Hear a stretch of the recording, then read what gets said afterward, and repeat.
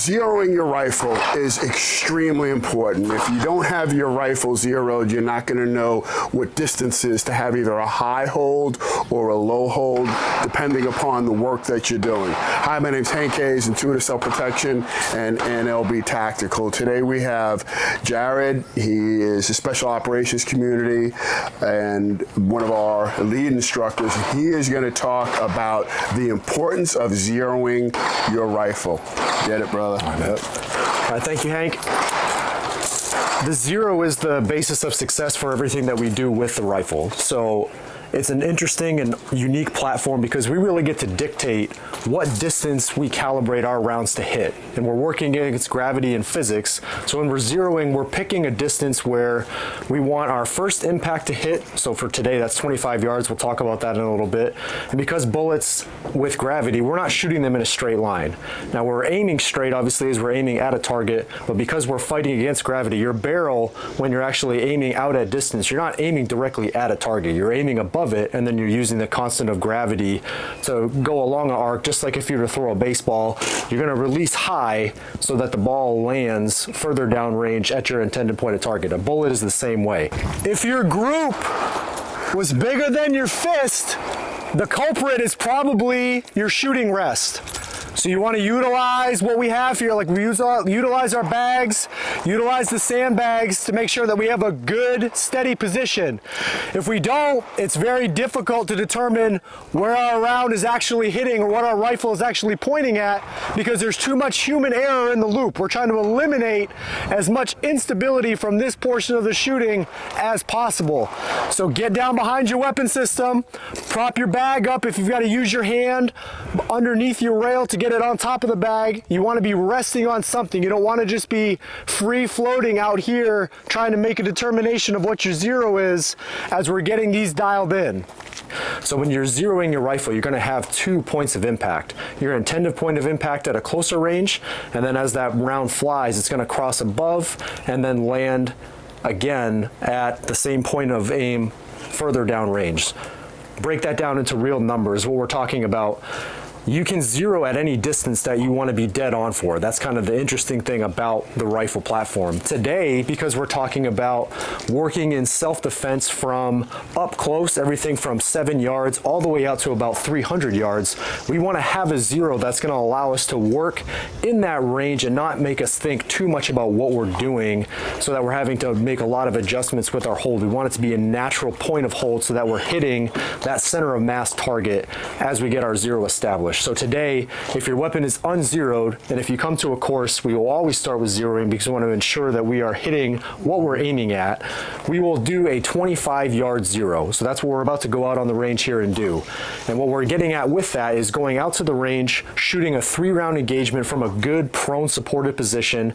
Then we'll lock and clear our weapon systems, go down range, and then observe the difference between our point of aim and our point of impact and make adjustments so that those two things become the same.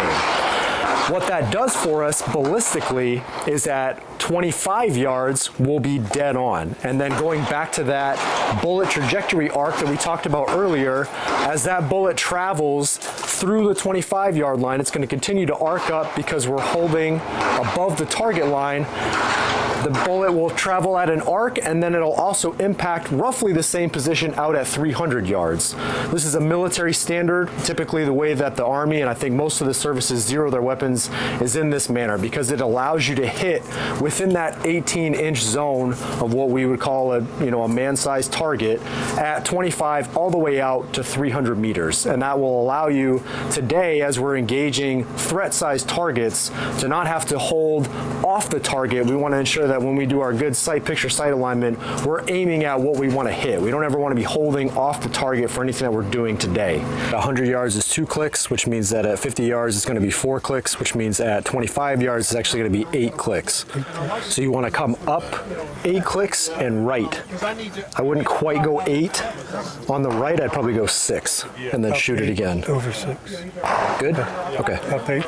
That's a good group, though. So, to recap, what we're trying to accomplish today is getting a good 25-yard zero. That way it holds us all the way on out to 300 yards and establishing good base principles of marksmanship where we're focusing on breath control, trigger squeeze, good sight picture, sight alignment, and then follow through so that as we are continuing evolutions throughout the day, we know that our weapon system is zeroed and it's going to hit what we're intending to hold at.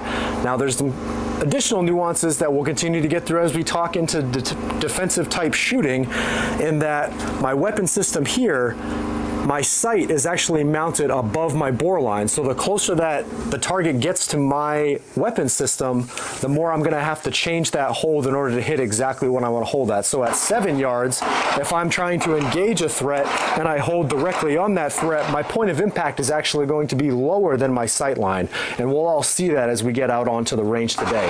But that's the basis for what we do at the carbine course, is establish a good, solid zero so that as we continue to build on our skill set throughout the course of the day, we know that we have a zeroed and accurate weapon system. And I'll turn it back over to Hank to close on anything I might have missed. That was awesome. And can we see all the detail that he's put out there? There's a lot of stuff. It's not just buy a rifle, put a scope on it, and you're good to go, because you're not good to go, right? And there are different zeros that you can use, but it all depends on what work you're going to do with your rifle system. So rewind that to your heart's content, and as well, if you're on podcast, re-listen to this to your heart's content. Make sure you're getting good training from instructors that have a high pedigree of not only experience and performance, but ability to instruct. So Intuitive Self-Protection, NLB Tactical, make sure you, as they say, like, share, and subscribe, and get into our email list where we have a bunch of free trainings dropped every week for you to find us at. So that's it. You'll see the information below. Have a great day.